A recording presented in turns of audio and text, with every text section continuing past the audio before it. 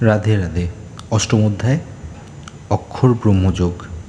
বন্ধুরা, আজ আমরা গীতার অষ্টম অধ্যায়ে চলে এসেছি, নাম অক্ষর ব্রহ্মযোগ। এই অধ্যায়ে অর্জুন কিছু দারুণ প্রশ্ন করেন আর কৃষ্ণ খুব সহজভাবে সেগুলির উত্তর দেন। এটা যেন একটা কোশ্চেন অ্যান্ড অ্যান্সার সেশন, যেখানে আমরা জানি মৃত্যুর সময় কীভাবে ভগবানের চিন্তা করলে আমরা মোক্ষ লাভ করতে পারি। অর্জুনের প্রশ্ন।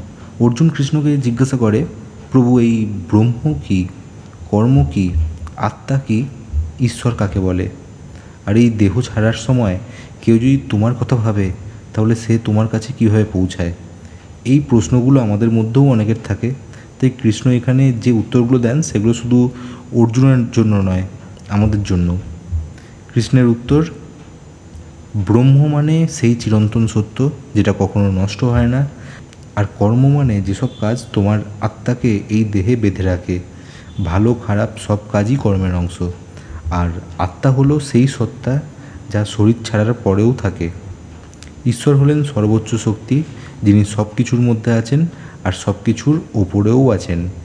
তারপর কৃষ্ণ বলেন, যে মানুষ মৃত্যুর সময় যেই কথা ভাবে, সেই ভাবনাতেই তার আত্মা পরবর্তীতে যায়। তাই কেউ যদি মৃত্যুর সময় আমার কথা ভাবে, সে আমার কাছেই আসে, তাকে আর জন্ম নিতে হয় না, সে মোক্ষ লাভ করে। এই লাইনটা খুব গভীর। মৃত্যুর সময় যদি কৃষ্ণের কথা মনে থাকে, তাহলে আত্মা আর এই পৃথিবীতে কোনো দেহ ধারণ করে আসে না, সে একবারে মুক্ত হয়ে যায়। মৃত্যুর সময় কিভাবে ঈশ্বরকে মনে রাখব? এখানে কৃষ্ণ একটা চমৎকার পন্থা দেন। যদি কেউ আজীবন আমার নাম মনে রাখে, আমার ওপর ভক্তি রাখে, তাহলে মৃত্যুর সময় সে নিজে থেকেই আমার চিন্তায় ডুবে যাবে, তখন তার মুক্তি নিশ্চিত।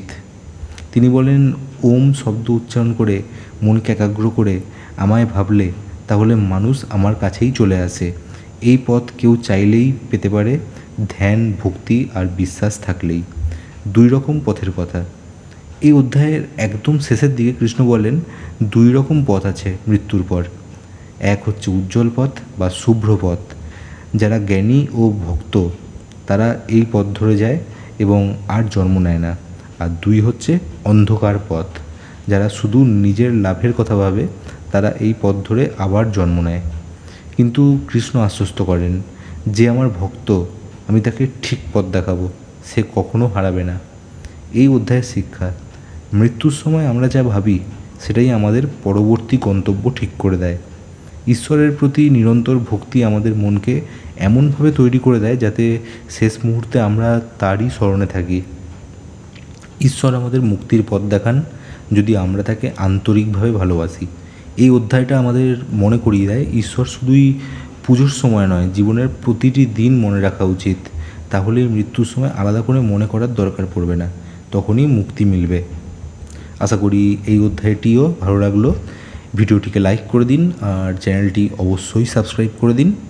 হরে কৃষ্ণ।